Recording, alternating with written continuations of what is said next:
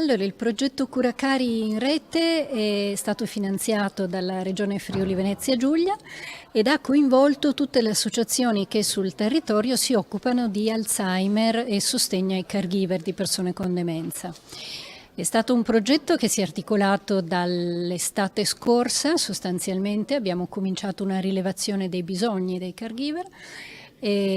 proprio per capire quali necessità si trovano le famiglie che hanno una persona con demenza in casa. E la rilevazione dei bisogni poi ci ha permesso di capire, di cominciare a capire, perché è una fase iniziale, di cominciare a capire la situazione anche in un periodo di post-pandemia, quindi se i bisogni sono rimasti gli stessi, come sono cambiati, eccetera, eccetera. Abbiamo scoperto che rimane comunque molto importante il bisogno di formazione, di informazione anche sui diversi servizi che ci sono a cui è possibile accedere.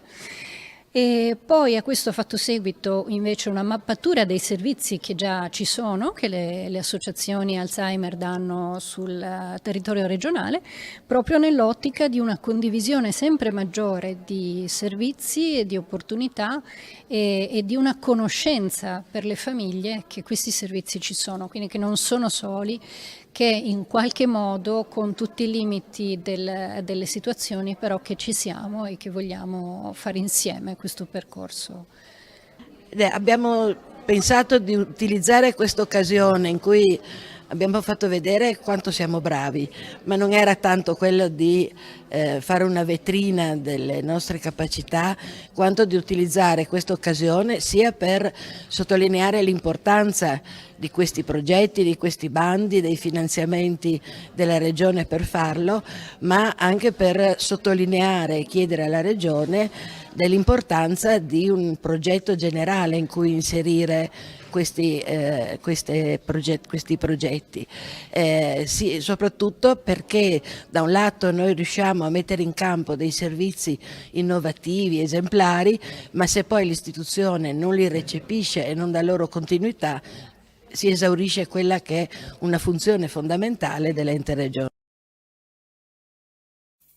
Vuoi assaggiare una birra dove al suo interno scopri la specialità tipica friulana? Lumi Beer, il prodotto ricavato in 20 ettari di terreno coltivato orzodistico, biodiversità, performance ambientale. Lumi Beer nelle sue 5 versioni disponibili, 4 per consumo veloce e dissetante e la versione Magnum per intenditori. Lumi Beer si abbina a qualsiasi palato. Lumi Beer è un prodotto esclusivo Azienda Agricola Pancera, il buon seme, i buoni frutti.